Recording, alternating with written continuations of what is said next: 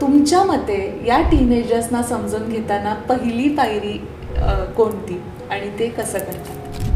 तुम्ही जसं बोललात की लहान मुलं 10 वर्षापर्यंत आई बाबा करत असतात, 10 वर्षानंतर सडनली चेंज होतात. सडनली चेंज नाही होत ती मुलं. अच्छा. तो एक टप्प्याटप्प्याने चेंज होत असतो. आपण जर पाहिलं तर मुलगा आईकडे कनेक्ट होतो आणि मुलगी पप्पांकडे कनेक्ट होते. हो.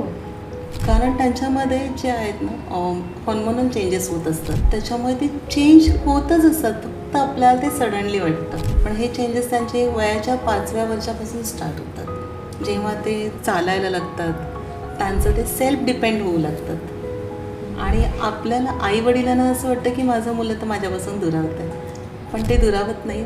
ते तुमच्या जवळ येण्याची वेगळी स्टेप चालू असते त्याची.